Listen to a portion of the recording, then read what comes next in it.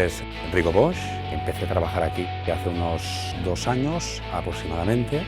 Mi función aquí, aparte de ser camarero, tratar con la gente, vender, estar con los menús de degustación, trabajar con los grupos cerrados, banquetes, y, bueno, pues, es una gran sensación de tranquilidad, estar con la gente, me gusta este trabajo también y sigo trabajando en otro trabajo. Aquí me permite esta facilidad de tener otro trabajo, de viajar, etc.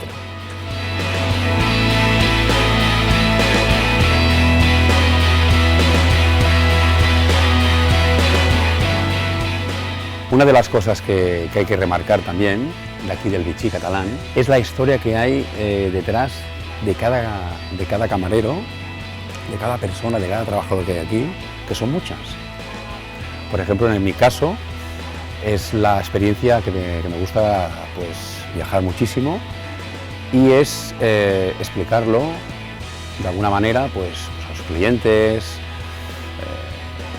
en definitiva a la gente del balneario, ¿no?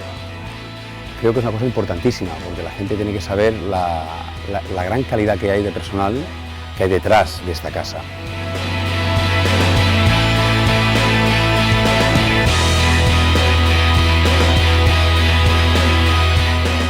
A raíz de estos viajes, en conversaciones, pues cuando estamos dando servicio del menú de degustación con clientes, comparábamos experiencias y vivíamos experiencias juntos, porque claro, cada trabajador de aquí puede explicar estas experiencias, que son muchas. Y tiene que pensar que aquí, aparte de la gran tranquilidad que hay, puede, pues, compartir esta experiencia, pues, con el personal del Vichy, que yo creo que esto es importantísimo, porque esto en muchos balnearios no está, y aquí lo tenemos. Creo que es un hecho bastante importante.